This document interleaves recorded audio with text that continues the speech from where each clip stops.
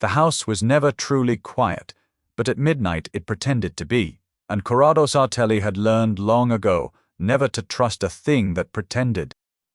He walked the upper hall of the Belvada estate, with his shoes in his hand and his jacket left behind on a chair, somewhere 3 rooms back. Tomorrow he would be married. In the morning there would be flowers he had not chosen and music he did not like, and 200 faces turned toward him, half of them hoping the alliance held and half of them hoping quietly that it would not. He should have been asleep. A man did not build what he had built by lying awake counting the hours, and yet here he was, wandering his own house like a stranger, because sleep had become a country he could no longer find on any map. The wedding was not a wedding. He had stopped pretending to himself about that weeks ago. It was a treaty wearing a white dress. For 20 years, the Denari and the Sartelli had fed their sons to the same slow fire, a killing here, a reprisal there, a generation of mothers in black, and somewhere in the long ledger of it the arithmetic had finally turned. It had become cheaper to marry the enemy than to keep burying his own. So the old men had met, and the papers had been drawn, and tomorrow he would take the hand of a woman he had spoken to 4 times in his life, and call it peace, and the coast would exhale, and the young men would grow old for once instead of dying young. He had told himself this was a victory. He was still trying to make himself believe it. The villa sat above the cold water on the far edge of the coast road, and in winter the sea threw itself against the rocks below all night long, so that the whole house seemed to breathe. Corrado had grown up inside that sound. He knew the creak of every stair, the sigh of every shutter, the exact place on the 3rd landing where the old wood gave a groan like a tired animal. He knew, too, the difference between the noises a house made on its own and the noises a person made trying not to be heard. That was what stopped him at the end of the servants' corridor, a sound that did not belong, a drawer, closing too carefully. He stood very still. The corridor was narrow here, meant to be invisible, the plain spine of a house that wore silk on its public face. A single bulb burned at the far end. Beneath the last door, a thin blade of light lay across the floorboards, and against that light he saw the shadow of someone moving quick and low, the way people moved when they were afraid of the time. He did not knock. Corrado Sartelli had never in his life knocked on a door inside his own walls. The room was small, hardly more than a bed and a washstand and a chair, and the woman inside it was on her knees before an open bag, and she froze when the door swung back, froze, with a folded grey dress half pressed to her chest, as though the cloth might somehow hide her. He knew her face. He had seen it 100 times, without ever once looking at it, the way a man sees the furniture of his own life. She was the girl who carried the coffee tray up at 7, the girl who drew the curtains in the blue room, the girl who was always somewhere in the corner of the frame and never in the center of it. Linnea, that was the name, though he had to reach for it, and the reaching shamed him faintly, though he could not have said why. She was packing. That was plain. Not tidying, not turning down a bed. The bag at her knees was her own, worn soft at the corners, and into it she had folded a life so small it fit inside a single case, and she was doing it at midnight, on the night before his wedding, with the frightened speed of someone who did not intend to be found. "It is late," he said, "to be leaving." Her eyes came up to his, and they were not the eyes of a servant caught stealing. He had seen that look many times, the flinch, the excuse already forming. This was something else. This was the face of a person standing at the edge of a decision that could not be taken back. Signor Sartelli, her voice was low and steady, steadier than her hands. "I did not think anyone would be awake." Clearly, he stepped inside. The room was so small that a single step brought him nearly to the foot of the bed, and she rose from her knees as he came backing until the washstand caught her at the hip, and there was nowhere left to go. The wedding is at 11. The staff were told, every hand is needed, and here you are, folding your dresses in the dark. "I have to go," The words came out of her like water through a crack. "Tonight, I am sorry. I know it is wrong. I know what it looks like. But I have to be gone before the morning." "Why?" She did not answer. She looked at him, and then past him, at the open door, at the dark corridor and the burning bulb, and something crossed her face that he recognized, because he had spent his whole life learning to recognize it in other people, not guilt. Fear, real fear, the kind that has a specific shape, the kind that is afraid of one particular thing and not of the world in general. "You are afraid," he said slowly. "Not of me. Of everything," she whispered. "No. Kai. I know what fear of me looks like. I have made a study of it. Men wear it in the jaw, women in the hands." He glanced down at her hands, and they were still, unnaturally still, the way a hand goes still, when its owner has decided that trembling is a luxury she can no longer afford. "You are not wearing it. You are wearing something older than that, something you brought into this house with you. No." He was close now, close enough to see that she had been crying earlier, and had stopped, and close enough to see the pulse going hard in her throat. "You are afraid of the morning. You are afraid of the wedding." A maid does not run from a wedding. A maid pours the wine and clears the plates, and goes to bed richer by a day's wage. "So tell me, Linnea, what is it about tomorrow that sends you out into the cold with a single bag at midnight?" For a long moment she said nothing at all. The sea went on breathing against the rocks below. Somewhere deep in the house a clock let go of the hour, 12 slow strokes, and with each one he watched her come closer to whatever she was about to do. And he understood, without knowing how he understood it, that his life was about to divide into a before and an after. On the last stroke, she leaned toward him. She rose onto her toes and she put her mouth close to his ear, as though the walls themselves were listening. And she breathed 3 words against his skin, so soft he felt them more than heard them. "She isn't Sabina." For a moment, Corrado did not move, and in that moment, Linnea understood that she had just ended her own life, one way or another, and that there was no longer any point at all in running. She had planned it so carefully. That was the part that would have made her laugh, if laughing had still been a thing her body knew how to do. 2 years she had lived inside these walls. 2 years of carrying trays and drawing curtains and keeping her eyes on the floor. 2 years of making herself so plain and so quiet that the eyes slid off her the way rain slides off glass. She had learned to be furniture.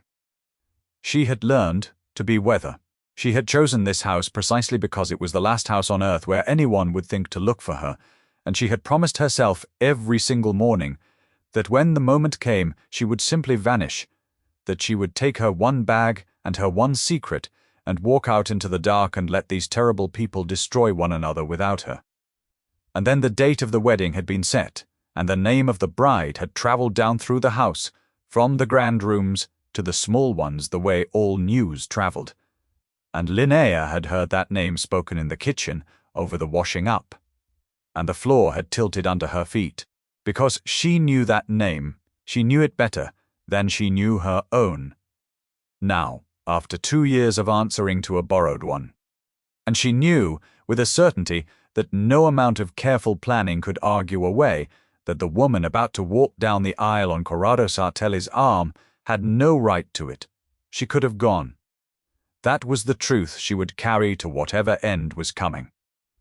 She had stood in this little room with her bag packed and her coat buttoned, and she had told herself that it was not her concern, that she had bled enough for other people's wars, that the man downstairs was a criminal and a killer, and the architect of half the grief in this part of the world, and that whatever happened to him at the hands of the thing, wearing that name would be no more than the harvest of what he had planted.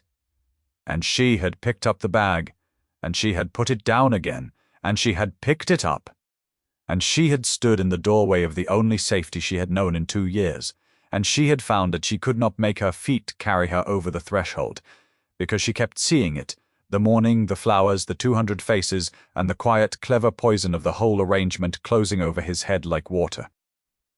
She did not love him.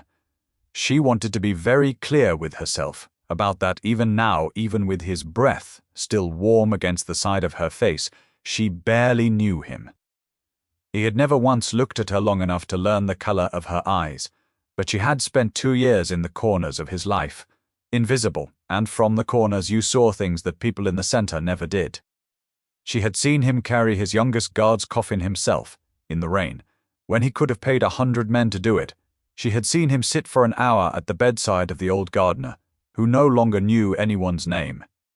She had seen in the man, the whole coast feared, a stubborn and inconvenient thread of something that looked almost like tenderness. And she had discovered, to her own great annoyance, that she could not stand by and watch it be extinguished by a lie. She had told herself it was pity, and then she had told herself it was conscience, and neither word had fit, and in the end she had stopped trying to give it a name. All she knew was that some stubborn thing in her, some last unburned corner that 2 years of hiding had not managed to hollow out, refused to let her walk down that cliff road with the picture of the morning in her head. She could live as a coward. She had proven that already. She had discovered tonight that she could not quite live as this particular kind of one.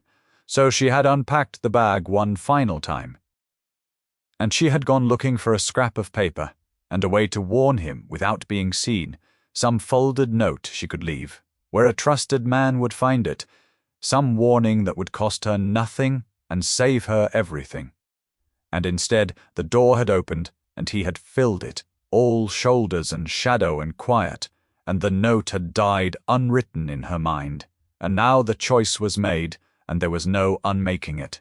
He drew back from her slowly. She watched his face and found she could read almost nothing in it, and that frightened her more than shouting would have. Men who shouted told you where you stood. This one had gone very still and very quiet, the way the sea went quiet in the strange hour before the worst of the winter storms, and his dark eyes moved over her face, as though he were reading a document written in a language he had only just realized he could speak. "Say that again," he said. "You heard me. Say it again." Her heart was beating so hard she thought he must be able to see it. She thought of the men in the house below, his men, and of the woman asleep in the great east suite behind a door with a guard outside it, and of how many ways there were, in a house like this one, for a person to disappear before morning and never be spoken of again. She thought of all of it, and then she lifted her chin, because if this was the end of her, then she would at least meet it standing up, and she said it a second time, clear and plain, no longer a whisper.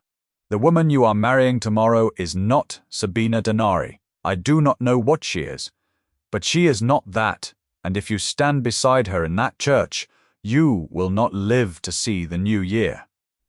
Corrado Sartelli had been lied to more times than he could count. It was the water he swam in. Men lied to him to save their lives, and lied to him to end other men's lives.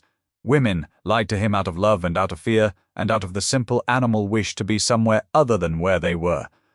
And over the years he had built inside himself a kind of instrument, fine and cold and never wrong, that told him when a thing he was being told was false. The instrument said the girl was telling the truth.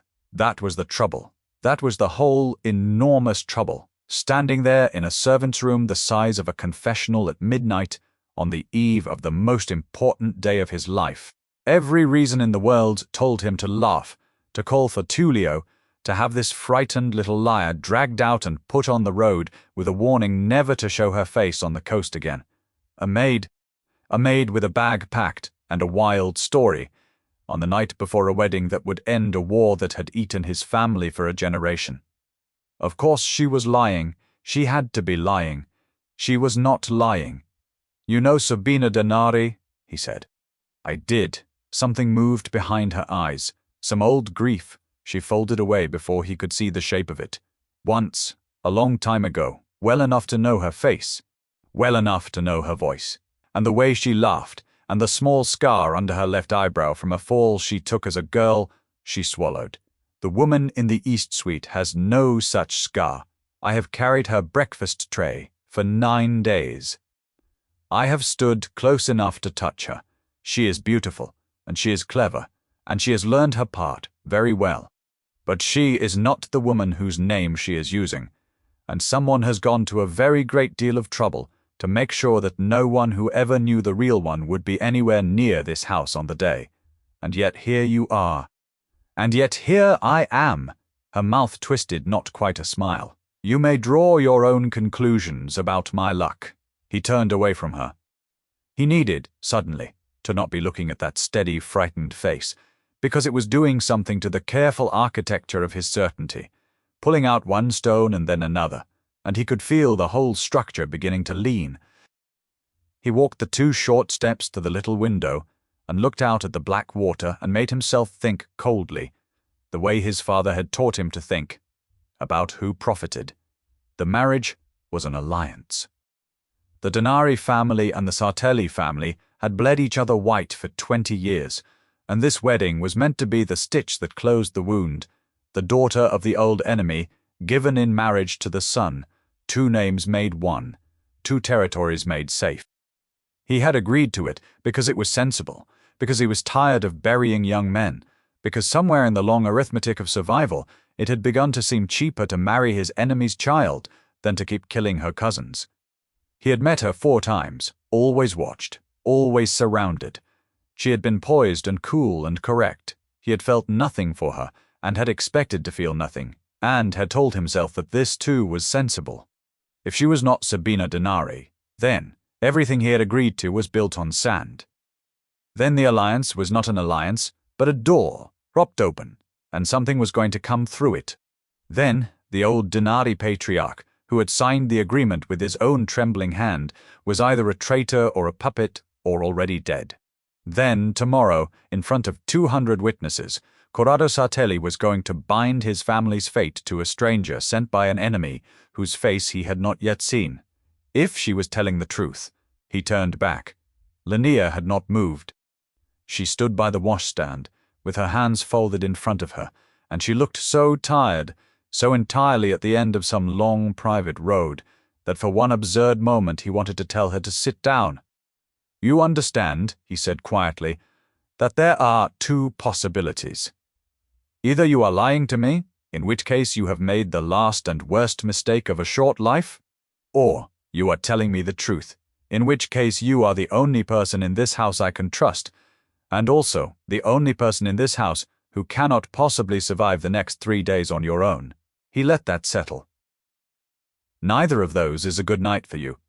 I know it, she said. Why did you not simply go? You had the bag, you had the door. Another 5 minutes, and you would have been down the cliff road and gone. Why stop? Why me? And there it was again. That flicker, the thing she kept folding away. She looked at him for a long moment, and he had the strange sense that she was deciding how much of herself to spend, the way a person counts out coins when they are not sure the journey ahead can be afforded. Because I have watched you for 2 years, she said at last. And whatever else you are, you carried that boy's coffin in the rain yourself, and I found that I could not walk out that door and let them do this to a man who would do that. She drew a breath.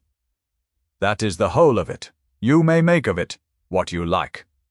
He opened his mouth to answer her.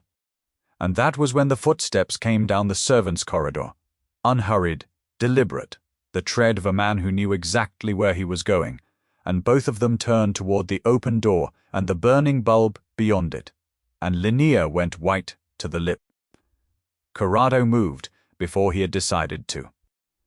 He put one hand flat against the door and pushed it almost closed, leaving Linnea in the narrow dark behind it, and he stepped out into the corridor with the easy air of a man who had simply been passing through, and he did it so smoothly that the change in him would have frightened her more than anything else that night if she had been able to see it. One moment he had been a man standing too close to a woman in a small room. The next he was the head of the Sartelli family, and the difference was total. The footsteps stopped a few paces from him. It was Tullio. He was a broad, unhurried man with a face like a closed door, and he had been at Corrado's side for 11 years, since they were both young and stupid, and certain they would live forever. He wore his coat even at this hour. Tullio always wore his coat. He looked at Corrado, and then his eyes went once, briefly, to the servant's door standing not quite shut, and then came back, and his expression did not change at all. And that was the thing about Tullio that had kept them both alive for 11 years. He noticed everything and showed nothing.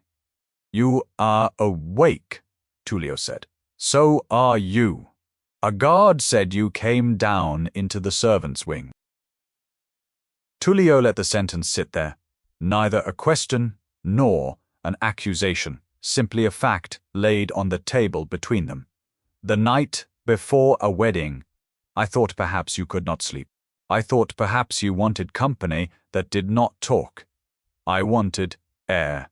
Corrado tipped his head toward the far end of the corridor, away from the door, and began to walk, and Tullio fell in beside him because there was nothing else he could do. "The house is full of denarii tonight. Their people in the East Wing, their cars in my yard, their bride in my best rooms. A man likes to walk his own halls, and remember they are still his. They are still yours. For how long do you think?" He said it lightly, but he was watching Tullio sideways, the way he had learned to watch everyone, and he saw nothing move in that closed face.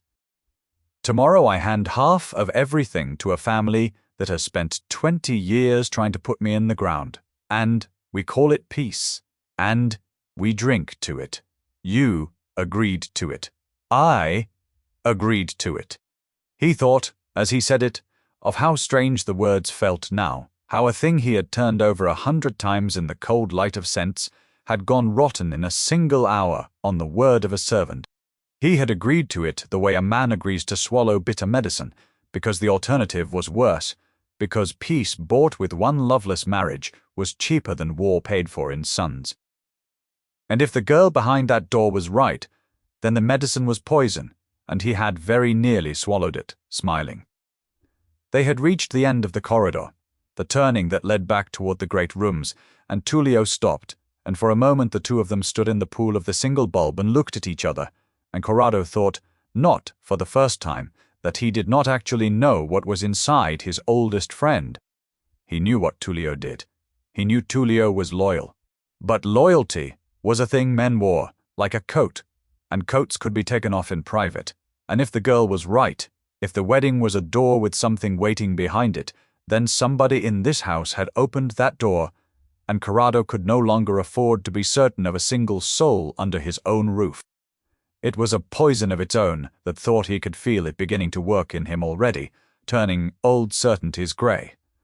An hour ago he had trusted this man with his life without ever once framing it as trust.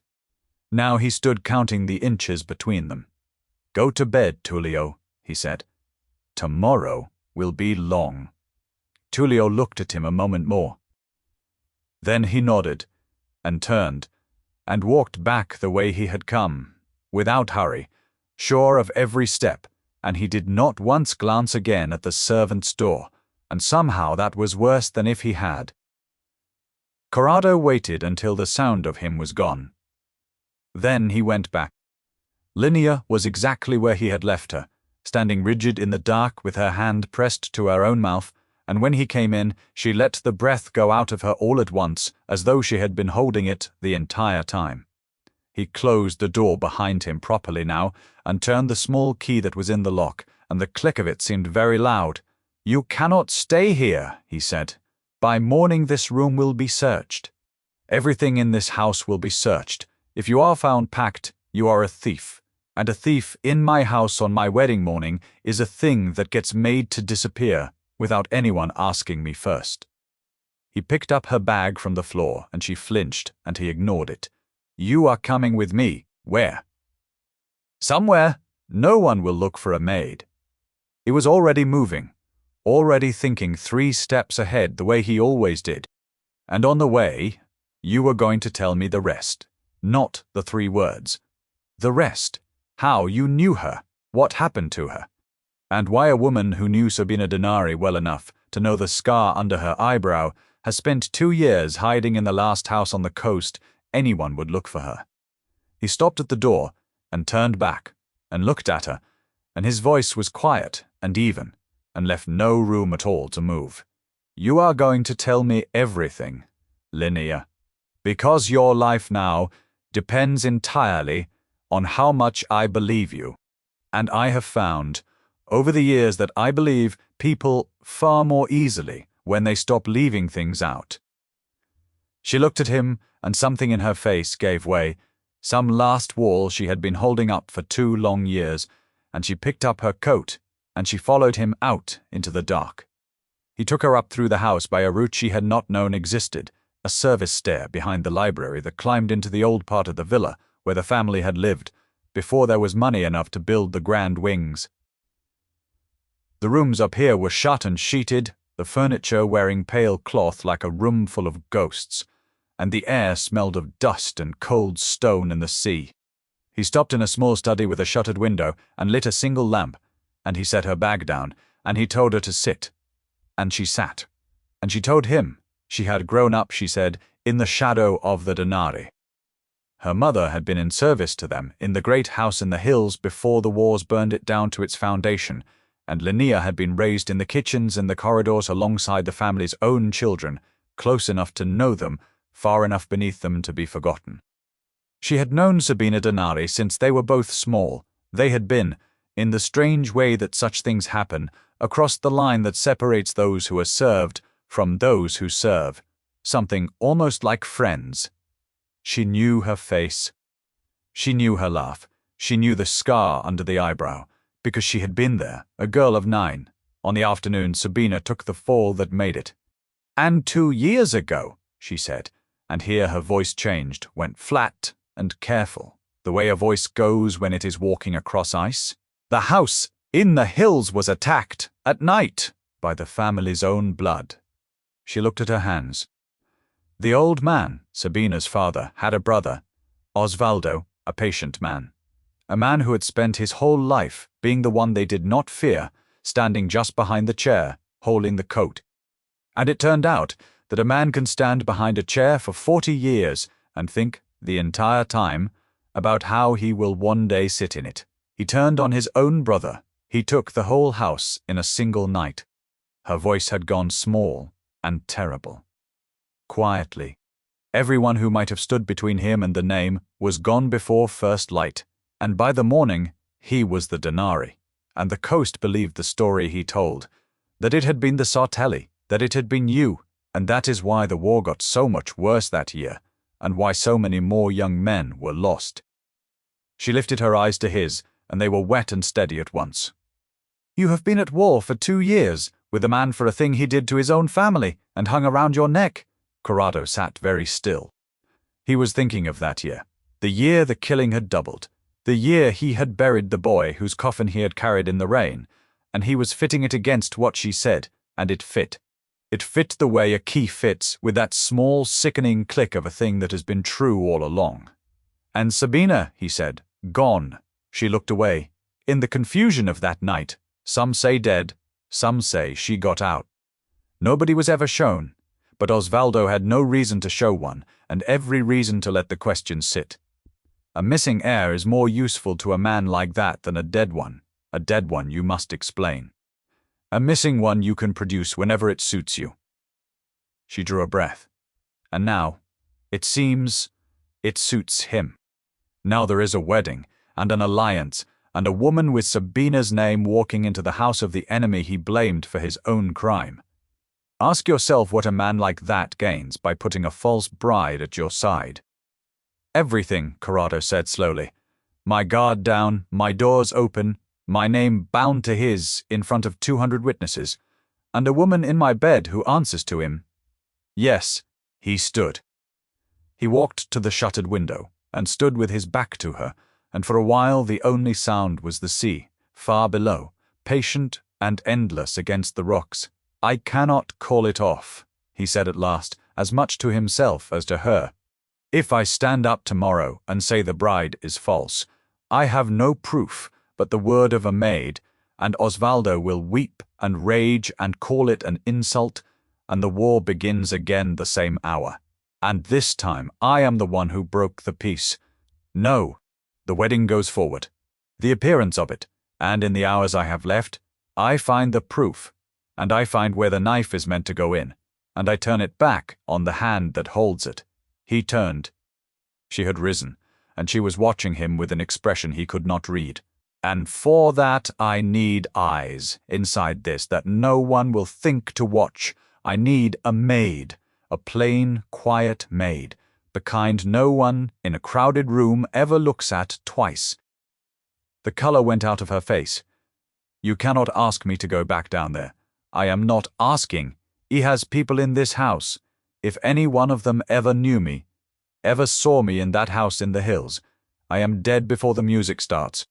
Then you had better be very good at being furniture, he said, which, by your own account, you have had 2 years to practice. He softened, fractionally, at the look on her face, more than he meant to. You will not be alone in it. You have my word for whatever a man like me is worth to you. But I cannot protect what I have sent away down a cliff road in the dark. I can only protect what I keep close. He held out his hand for her coat. Stay close, Linnea. It is the only safe place left in this house, and it is not very safe. And that was when the knock came at the door of the sheeted room, soft and certain, and a woman's voice, low and sweet and entirely at ease, said through the wood, "Corrado, they said you had come up to the old rooms." How strange of you, on our last night apart. It was the bride.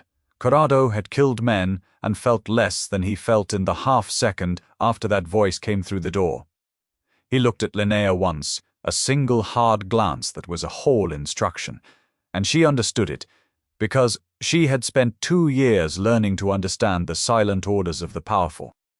She stepped back into the deep shadow beside the shrouded wardrobe, and she became, in an instant, nothing. A fold of dark against dark, and Corrado crossed the room and opened the door only as far as his own body would fill it.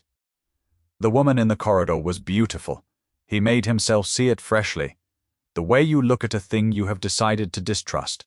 She was tall and dark and poised, wrapped in a pale robe, her hair loose on her shoulders, and she smiled up at him with a warmth that reached all the way to her eyes, and if he had not spent the last hour being unmade by a frightened maid, he would have seen nothing in her at all but a lovely woman on the night before her wedding.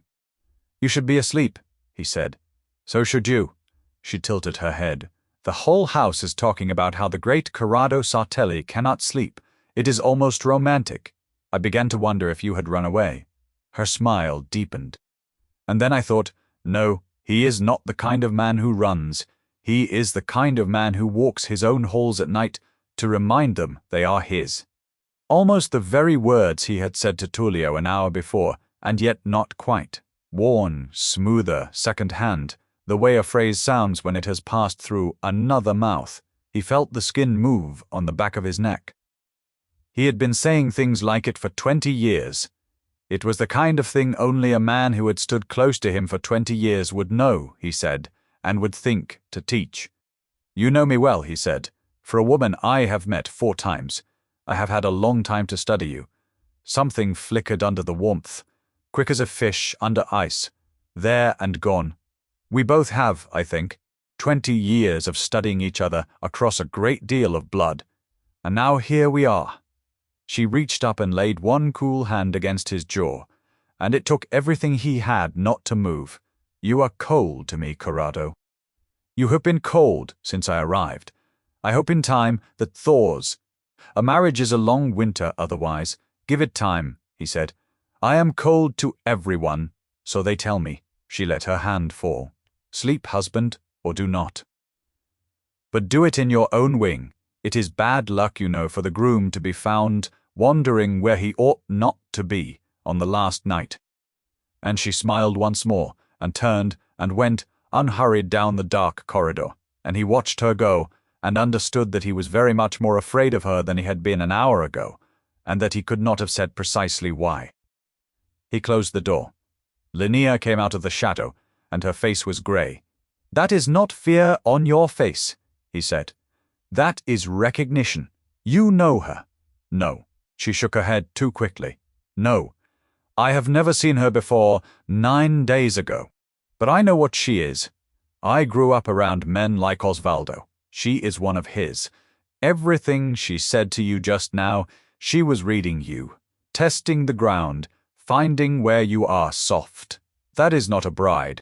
That is a blade taking your measure. She wrapped her arms around herself. She wore you like a glove just now. Every word, every habit, the way you hold a room.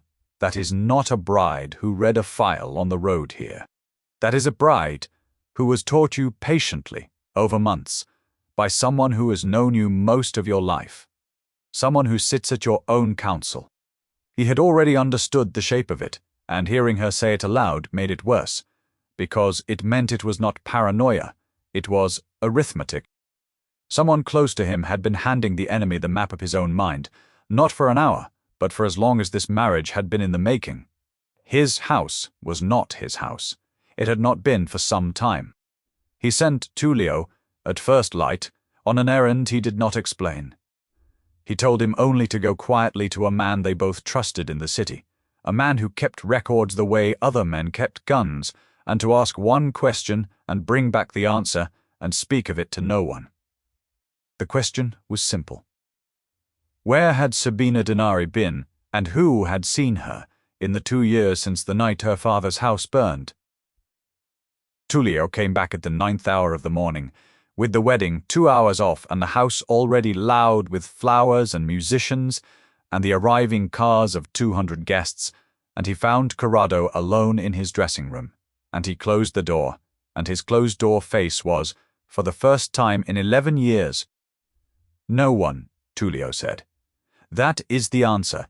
In 2 years no one reliable has seen Sabina Denari. Not a servant, not a priest, not a doctor, not a single soul our man would put his name to. She vanished the night the house burned, and she reappeared 6 weeks ago in Osvaldo's care, ready to be married. 2 years Corrado, and not one witness in between. He paused. A woman does not simply stop existing for 2 years and then walk back into the world wearing a wedding dress, unless the woman who walks back is not the woman who left. So it was true. All of it. The maid had been telling the truth in every particular, and the woman downstairs pinning flowers in her hair was a weapon pointed at his heart, and in 2 hours he was meant to stand beside her in front of everyone he had ever failed to kill and call it peace. There is one thing more, Tullio said, and now he was watching Corrado carefully, the way he watched a room he did not trust. Our man asked me why I wanted to know, and I did not tell him, but he told me something, unasked. He said there was always a story among the old Denari people, that on the night of the fire the daughter did not die, that someone got her out, someone from inside the household, one of their own servants, a girl who had grown up in those kitchens and knew every door. Tullio's eyes did not leave his face. He said the family looked for that girl for a year and never found her, as though the earth had opened and taken her. A silence. You have gone very pale, Corrado. Is there something in this house you have not told me? Corrado did not answer the question. He looked at his oldest friend for a long moment, and then he said, Trust me for 1 more hour, Tullio. Only one. Gather the men you would trust with your own children, the ones who were with us before Osvaldo ever had a hand in anything, and keep them near the chapel, and wait, for my word. Ask me nothing else. In 1 hour I will tell you everything, and you will understand why I could not tell you sooner. Tullio held his eyes weighing 11 years against a single strange morning, and then he nodded once and went, and Corrado was alone with what he now knew. He climbed back through the sheeted rooms to the little study where he had left her. She was standing at the shuttered window with the thin morning coming through the slats in bars across her face, and she turned when he came in, and he stopped in the doorway and looked at her the way he had never once looked at her in 2 years, which was to say he actually looked. He saw a woman of perhaps 25, who had made herself older and plainer by main force. He saw the way she held her shoulders, the trained stoop of the servant laid over something straighter underneath. He saw hands that had learned to scrub and carry but had not been born to it, and he saw when the light fell across her lifted face a small pale scar under her left eyebrow, old and faded, the kind of mark a girl might take from a fall. The kind of mark she had described to him, hours before, on the face of Sabina Denari. The floor of the world moved under him. He crossed the room slowly, and she watched him come with her chin up and her eyes very bright, and she did not step back, and when he lifted his hand and touched one finger, very gently to the scar beneath her brow, she closed her eyes and let him, and a single tear went down the side of her nose, and she did not wipe it away. "You told me you were there when she took the fall," he said, and his voice was not steady. "A girl of 9. You told me you knew the scar because you were there." He drew a breath. "You were not there when she took it, Linnea. You took it." "Sabina," she whispered. "What?" "My name is Sabina." She opened her eyes, and there was nothing furniture about her now, nothing plain, nothing that the eye could slide off ever again. "Sabina Denari. Linnea was my friend. She was the servant's daughter, the real one, and she loved me. And on the night my uncle came with his men, she put her own coat on my shoulders and her own name in my mouth, and she pushed me out through the kitchen door into the dark, and she stayed, so that they would find a servant girl and not a Denari. And she died in my place with my name, unspoken between her teeth. Her voice broke and held. I have worn her name for 2 years, because it was the last thing she ever gave me, and because a dead servant is invisible, and because the only way to survive a man like my uncle is to become someone he has already finished killing." Corrado stood with his hand against her scarred brow, and understood all at once the whole terrible shape of it. The bride downstairs was not merely a false Sabina. She was a false Sabina put forward by a man who knew the real one had escaped him, a man who had spent a year hunting a servant girl through every kitchen on the coast, and never once dreamed that the girl he sought and the heir he had failed to kill were the same person. Osvaldo did not know she lived. He thought Sabina Denari was ash and rumor. He had invented a bride out of nothing because he believed the original was gone. And she had walked, of her own free will, into the one house on the coast where the wedding of her own stolen name was about to be used as a knife. He thought of the 2 years. He thought of the coffee tray at 7, and the curtains in the blue room, and the 100 mornings he had passed this woman in his own halls, and seen a function rather than a face. He had prided himself his whole life on missing nothing, on reading a man's guilt in his jaw and a woman's fear in her hands, and all that while the daughter of his greatest enemy had stood at his elbow pouring his coffee, and he had looked straight through her. It was not shame he felt, exactly. It was something stranger and larger, a kind of vertigo, the sense of a life in which he had been certain of everything turning out to have been built on a floor with a room hidden beneath it. "You could have run this morning," he said. "You knew all of this. You could have been 30 miles gone before anyone missed the coffee tray. And instead you came and whispered 3 words to a man who has spent 2 years at war with your family and put your neck under his hand." He shook his head slowly. "Why, and do not tell me again about a coffin in the rain." "Because it is my name they are using to kill you," she said. "Mine. And I have let my uncle use my name to do murder for 2 years by being too afraid to take it back. I decided last night that I would rather die owning it than live as a coward wearing a dead friend's." She lifted her hand and closed it around his wrist, not to push him away, only to hold on. "You asked what changes your wedding plans. Corrado, this does. The bride is false, and the true one is standing in front of you with her hand on your wrist, and neither of us is going to that altar." Below them, faint and terrible, through the floor of the old house, the first notes of the wedding music began to play. There was less than an hour, and in that hour a thing grew between them that neither of them had time to name. He told her his plan, and she made it better, because she knew the inside of her uncle's mind the way he knew the inside of his own house. And between them, in a sheeted room above 200 waiting guests, they built a trap out of the trap that had been built for them. Corrado would go down. He would let the ceremony begin. He would let Osvaldo stand there in his fine coat and give away a bride who was not his to give in front of every family on the coast. And at the moment the vows were asked, Corrado would not say the words. He would say other words instead. He would tell the whole room what Osvaldo had done to his own brother, to his own blood, on the night of the fire, and he would produce the one thing that would turn 200 neutral guests into 200 witnesses against the man. "And what is that?" Sabina asked. "What one thing? My word against his is a servant's word. You said it yourself, last night. There is no proof." "There is you," Corrado said, "the living daughter. Not a rumor, not a story, not a scar described in the dark. You, standing in the light, with your uncle in the room, calling him by his name and his crime. Every old Denari man out there knew your face when you were a girl. Half of them will know it still. A dead heir Osvaldo can explain. A living one, standing in front of the whole coast accusing him, he cannot. That is the knife, Sabina. It was in this house the whole time, and it was you." She went very still. "You are asking me to walk into a room full of my uncle's guns and put my true face on for the first time in 2 years, knowing that if this fails I do not merely die, I die slowly. As an example." "Yes," he said. "I am asking you that, and I will be standing beside you the entire time, and I would rather burn this house down around us both than let one hand touch you. But I will not pretend it is safe, because you have been lied to enough by men who called things safe." He looked at her. "You do not have to.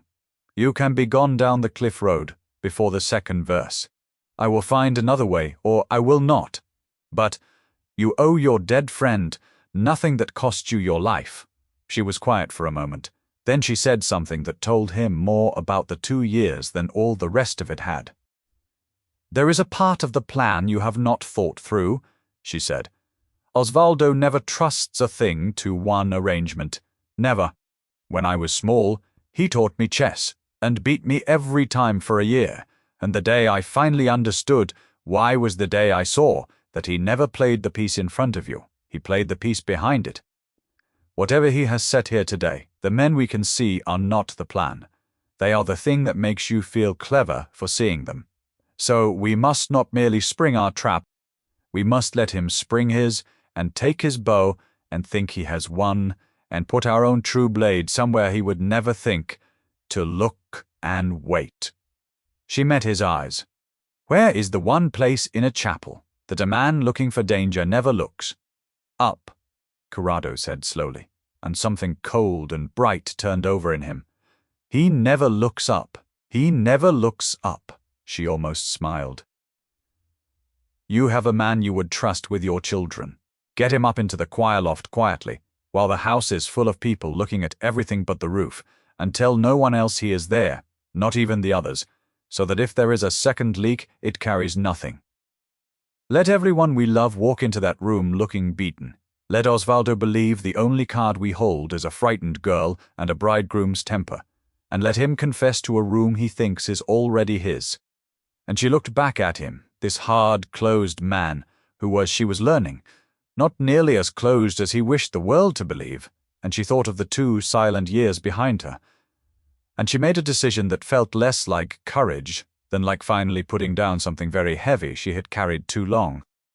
"I have been furniture for 2 years, she said. "I find I am done with it."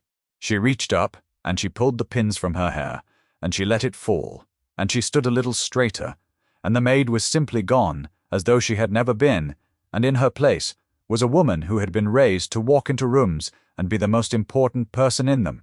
"But I want your word on one thing, Corrado Sartelli, not for the plan. For me, when this is over, if we live, there will be no marriage of names between us, no treaty, no alliance. I have had my whole life arranged by men, trading me across tables, and I would sooner die today than be handed to anyone ever again, even to you." "You have my word," he said, and found that he meant it more than he had meant anything in years. "No treaty, whatever comes after, you choose it, or you choose none of it. That is yours." He paused, and then he said the truer thing underneath it, because there was no more time for anything but true things. But I will tell you plainly because I may not have another hour to say it in. I have looked through you for 2 years, and I am ashamed of it, and now that I have finally seen you, I do not think I am going to be able to stop." Something passed between them then, brief and warm as a hand held in the dark, and she reached up and laid her palm flat against his chest, over the hard, fast knocking of his heart, and neither of them looked away. And for one moment the music and the guns and the whole waiting house fell away, and there was only the two of them. In the bars of morning light, she rose onto her toes, as she had hours before in the dark, and this time she did not whisper anything at all. She only pressed her forehead to his, for the space of 3 slow breaths, and let him feel that she was afraid, and had decided to do it anyway, which is the only kind of courage there has ever been. Then, below, the music swelled toward its cue, and the moment closed, and it was time. The chapel of the Belvara estate had been built by Corrado's grandfather for a family that no longer prayed, and this morning it was full to the doors with the powerful of the coast, seated in careful ranks according to old grudges, watched over by men with guns they pretended not to be carrying under their good coats. The high windows threw long panels of colored light down across the stone, and the air was thick with lilies and candle smoke, and the particular held breath of a great many people who did not trust one another, and had agreed, for one morning, to sit in the same room and pretend. Corrado stood at the front in the cold light, and watched the impostor come down the aisle on the arm of Osvaldo Denari. The old man was smaller than his reputation, neat and grey and mild, with the soft hands of a man who had others do his violence, and he wore the face of a proud uncle giving away his brother's daughter. And Corrado, watching him, felt a hatred so pure and cold that it steadied him like a drug. Beside Osvaldo walked the bride, veiled now, graceful, false to the marrow, and somewhere back among the servants at the edge of the room stood a woman with her hair pinned up one last time, waiting, her eyes on the floor in the old trained way, invisible for the final time in her life. At Osvaldo's shoulder, half a step behind, walked Gaspara. Corrado had known Gaspara his whole life. Gaspara had counseled his father. Gaspare had brokered this marriage, had ridden between the two houses for 6 months with the patience of a saint, had sat at Corrado's own table and poured Corrado's own wine, and spoken always, always of peace. And it was only now, watching the old counselor walk in at Osvaldo's shoulder with the ease of a man walking beside his true master, that Corrado understood at last who in his house had been the enemy's true eyes through all the long months of this marriage's making. Not Tullio, never Tullio. The leak had come from the one man who had been in the room when the whole alliance was conceived, the man who had built the door and oiled the hinges and stood back to watch what came through. Gaspare felt the look and turned his head, and for the length of a heartbeat the two of them regarded each other across the crowded chapel, and the old man's face was full of a sorrow that Corrado thought, even then, was probably real, and changed nothing at all. The priest began. The old words rolled out over the silent room, worn smooth by 1,000 years of other men's promises. Corrado let them wash over him, and watched Osvaldo take his seat in the front pew with the composure of a man attending a play he had already read to the end. He watched the bride kneel and rise and turn her veiled head at all the right moments, letter perfect, every gesture rehearsed to the bone. And he counted, without seeming to, the men in the good coats at the edges of the room, and made himself breathe slowly, and waited for his cue the way she had taught him in the sheeted room, not to be clever, but to be patient, to let the other man believe he was the only one in the chapel who knew how the morning ended. And when the priest turned to Corrado and asked him whether he would take this woman, Corrado Sartelli let the silence stretch until it became a living thing, until 200 people leaned forward in the pews, and then he said, clearly, so that the stones themselves carried it, "I will not, because she is not who she claims to be, and the man who gave her away murdered his own brother to steal that name, and I can prove it." The chapel came apart into noise, a great collective intake of breath, and then a rising surf of voices, chairs scraping, someone's cry cut short. Osvaldo's mild face did not change, which was the most frightening thing Corrado had ever seen. And into the rising uproar, from the back of the room, a clear voice rang out. A woman's voice, pitched to carry the way she had been taught to pitch it as a girl in her father's hall. "He is right," said Sabina Denari, and she walked forward down the aisle with her head high and her true face bare to the light, and the whole room turned as one to look at her, and the old Denari men in the pews began, one by one, to rise to their feet with the color draining out of their faces, because they knew her, they had known her since she was small, and the dead do not walk. "My name is Sabina Denari, daughter of Aldo. My uncle Osvaldo took my father and my brothers from me on the night he burned our house, and he laid the blame on the Sartelli, and he has sent this stranger here wearing my name to open Corrado Sartelli's door from the inside. I am not dead, uncle. I have been 3 floors above your bride for 9 days carrying her breakfast. Look at me. Tell these men I am lying." And Osvaldo looked at her, and for one instant the mild face slipped, and what was underneath it was so much worse. And then he smiled, small and cold, and he said, gently, into the ringing silence, "Sabina, child, we looked for you for such a long time." He turned his head unhurried toward Gaspar. "You told me she was a rumor." "You told me the servant girl was never found." His voice did not rise at all. "It seems you were wrong about a great many things, old friend. How fortunate that I never trust anything to one plan." And he lifted his soft hand, and every door of the chapel opened at once, and the men who came through them were not Corrado's. They had been placed the night before, quietly, a few at a time, wearing the coats of caterers and drivers and the extra hands a great wedding always needs, and now they stood in every doorway of the chapel, with their guns no longer hidden, and the 200 most powerful people on the coast sat frozen in the pews between them. And Osvaldo Denari stood in the aisle in the sudden stillness, like a man who had been the only one in the room to know the ending all along. "You disappoint me, Sartelli," he said, walking slowly forward.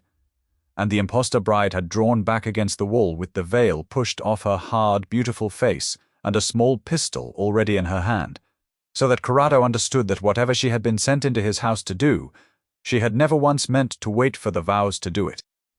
"Did you truly think I would build a plan on one girl and one priest? I have spent 40 years watching stronger men than you overreach in exactly this way, at exactly this moment, drunk on the sound of their own cleverness." He stopped a few paces off. "I did not need the marriage. The marriage was the sweetener, the thing to make you careless, the thing to gather every family that matters into one room under one roof where a single afternoon could settle 20 years of accounts. And here you all are. And here I am." Corrado's own men were held at the doors, disarmed, Tullio among them with blood at his temple and murder in his eyes and a gun at his back. It had all gone wrong in the space of a single breath, and Corrado stood in the cold light and felt the whole edifice of his cleverness collapse, and understood that he had walked his people into exactly the killing box he had promised himself he would turn back on its maker. He had been so sure. He had stood in the sheeted room, feeling like a man holding a hidden knife, and Osvaldo had let him feel it, had watched him feel it, the way a patient uncle lets a child believe for a whole year that he might one day win at chess. His mind went, in the space of that frozen moment, through every door and found them all shut. There were too many guns and too little distance. He could reach the nearest man, perhaps, and take him down, and buy the room 3 seconds of chaos, and in those 3 seconds a dozen guests would die, and Sabina first among them, because she was standing in the open where she had chosen to stand. He could throw himself on Osvaldo and finish the old man with his hands and feel, for one bright instant, that it had been worth it, and it would change nothing, because Osvaldo had already done the only thing that mattered, which was to gather every witness who could ruin him into one room and prepare to leave it, the only man alive who could tell the tale. There was no move on the board. He had built his whole life on always having one more move, and he stood in his grandfather's chapel and found, for the first time, that he had none. Osvaldo turned his mild eyes on Sabina. "You, I did not plan for," he admitted. "That is a rare thing. It has been years since the world surprised me. You were always the clever one, even as a child. Your father used to say it, and I used to smile and think, 'We shall see.'" He sighed almost fondly. "It changes very little. In the end, I loved your father, you understand. In the small, cramped way a man loves the brother who was handed everything while he was handed a place behind the chair. But I stood behind that chair for 40 years, and one night I decided I had stood there long enough, and by the morning, the name was mine. You know this. Everyone in this room knows it now. A living niece who accuses me is a problem for an afternoon. A dead one who died tragically in the crossfire when the Sautelli treachery was revealed is a story for a generation. Do you see how it works, child? The room does not remember what happened. The room remembers the story that the last man standing is alive to tell. I have always been very good at being the last man standing. It is the only talent I have ever truly had, and I have made it enough." He raised the soft hand again toward his men. "I am sorry, child. Truly, blood should mean more than it does, but it never quite does it?" And Sabina stepped in front of Corrado. She did it without a word and without a flinch, put her body between the guns and the man, the way her friend Linnea had once put a coat around her shoulders and a name in her mouth and stayed behind to die. And she looked at her uncle with 2 years of grief and 2 years of hiding and 2 years of carrying other people's trays burning in her. "Then it is me you take, not him. You wanted the account settled. I am the account. Let every man in this room go home and tell the story true, and take me, and be done." Her voice did not shake. "I am so tired of running from you, uncle. Do it here, in the light, in front of them all, and let them see exactly what you are while you do it." "Move aside, Sabina," Corrado said low, trying to take her by the shoulders, and she would not move. She had set herself like a stone in a doorway, and he understood with a sick lurch that she had done to him precisely what he had sworn, in the sheeted room, he would never allow. She had put herself between him, and there was nothing his whole life of power and violence could do about it, because the one thing he could not do was throw her to the floor to save her and let them shoot him instead, which was the only move left on the board. Osvaldo looked at the two of them a moment longer, with something that might, in another man, have been regret. Then he said, "As you wish," and he nodded to the man at his side. And the man raised his gun, and Corrado threw himself forward with a shout, torn out of the bottom of him, wrapping both arms around her and turning his own back to the barrel, and the chapel filled with the enormous flat crack of a single shot. The man with the gun folded at the knees and went down, and the shot that had killed him had come from the gallery above the chapel doors, from the high-shadowed loft where the choir would once have sung, and standing at the rail up there, reloading with the unhurried economy of a man who had been in position for a quarter of an hour, was Tullio. He had not been at the doors. The man bleeding at the doors with a gun at his back, the man Corrado had grieved for in a single glance, was another of the loyal men wearing Tullio's heavy coat, because an hour before, in the sheeted rooms, Corrado had told Sabina his plan, and she had made it better, and the best thing she had added was this. "Osvaldo never trusts a thing to one plan," she had said, "so neither will we. Let him think he has turned our trap. Let him walk all the way into the middle of it and take his bow. And put your most trusted man where no one thinks to look, above the door, and wait." It had cost them a great deal to let it go as far as it had. It had cost Corrado more than he would ever admit, to stand and watch the guns come up and do nothing. To let Osvaldo believe himself the last man standing for the length of one long speech, because the speech was the whole point, because a room only remembers the story the last man is alive to tell. And they had needed the last man to talk himself into a grave in front of witnesses before the shooting began. What followed was very fast and very loud and would be told differently by every one of the 200 who lived through it. Tullio's men, the ones who had served the family since long before Osvaldo's shadow ever fell across it, came in through the sacristy and the bell tower, and the servants' passages that Sabina had mapped for them from 2 years of invisible wandering, and they came in behind Osvaldo's people, who had all been looking inward at the show. The powerful of the coast dropped between the pews. The impostor bride raised her little pistol towards Sabina, and Corrado, still with one arm around her, struck it from the woman's hand and put her hard on the floor and held her there with his knee. And it was over, truly over, in less than a minute. And when the smoke thinned, Osvaldo Denari was standing alone in the center aisle of a chapel full of witnesses, with no men left, standing at his back, and every eye in the room upon him. He turned in a slow circle, taking in the fallen guns and the risen guests, and for the first time all morning something moved across the mild grey face that was not calculation. He had built his whole long life on being the piece behind the piece, the man no one watched, and he had walked into a room certain he was the only one in it who could see the whole board, and he had been, from the very first move, exactly one thought behind a woman he had believed he taught to play. "You told them yourself," Sabina said to him, into the ringing quiet. She had stepped out of the circle of Corrado's arm, and she was breathing hard, and there was plaster dust in her fallen hair, and she had never in her life looked more like her father. You could not resist it. You stood in a room full of every family that matters, and you told them what you did to my father, because you were so certain none of us would leave to repeat it. They all heard you, uncle. Every one of them. You did the one thing I could never have made you do. You confessed."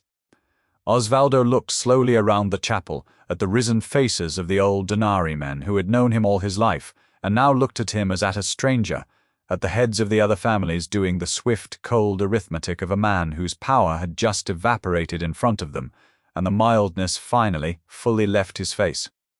And what remained was only an old man who had gambled everything on the belief that no one would ever be brave enough or foolish enough to stand in front of his guns, and had been wrong. "You were always the clever one," he said again, but quietly now to himself, as much as to her, and it was not fondness in it any longer, only a kind of exhaustion, the sound of a man setting down a weight he had carried so long he had forgotten it was heavy. What became of Osvaldo Denari was decided that afternoon, not by Corrado, who had the most right to want him dead, but by the old men of his own family, quietly, among themselves, in the way such things had always been settled on the coast, and it was not merciful, and Corrado did not lift a hand to stop it, and neither did Sabina, who had earned the right to watch, and chose instead to walk out into the sunlight and not see. The impostor, whose real name no one ever troubled to learn, was put on a boat and told never to be seen again, which on that coast was its own kind of sentence. And Gaspare, who had built the door, sat alone in the emptying chapel with his head in his hands and waited for what he knew was coming, and Tullio came down from the gallery at last, wiping the false blood from his temple, and held the old councillor's eyes a while and said only, 20 years I called you uncle, and did not raise his voice. And that was somehow the worst thing said in that room all day. The wedding of Corrado Sartelli, when it finally came, was nothing at all like the one that had been planned, and that was the whole of the point. It happened a year and a half after the guns fell silent, at the warm tail end of a summer, and there were no 200 guests, and no treaty, and no families seated in ranks by their grudges. There was a small stone church in a hill town, where no one owned anyone, and there was a handful of people who belonged there.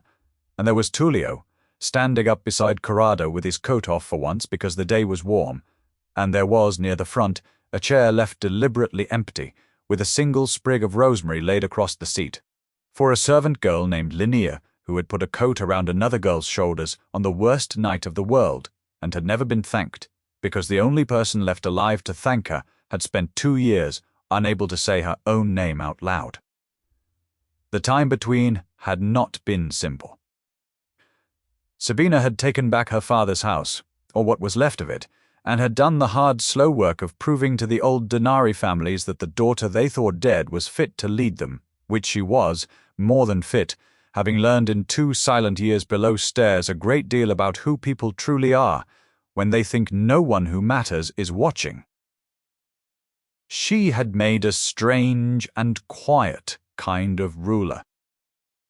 She kept a servant's habits she could not shake, rising before the house, noticing the things that the powerful are trained not to see, remembering the names of the people who brought the coffee. The old men had expected a girl they could steer, and had found instead someone who had spent 2 years learning every hidden passage of a great house and every hidden passage of the human face, and after a season of testing her, they had stopped testing, because a person who has been invisible knows exactly where everyone else is looking. And that is the most dangerous thing a leader can know. She and Corrado had ended the war for real this time, not with a marriage of names, but with the simpler and rarer thing of 2 people who had stood in front of the same guns and chosen each other after, freely owing no one. He had kept his word from the sheeted room. He had never once handed her anything or traded her across any table. He had in fact been so scrupulous about not arranging her that she had eventually grown exasperated and arranged him herself. One evening in the late autumn, walking into his study without knocking and informing him that she had decided and that he was welcome to have an opinion, but that it would not change anything, which he reminded her was the least romantic proposal in the history of the coast, and which she reminded him of in turn often, and would for the rest of their lives. There was a thing she had not told him, in all that time that she told him only on the morning of the wedding, in the small bare room behind the church while the bells were being readied.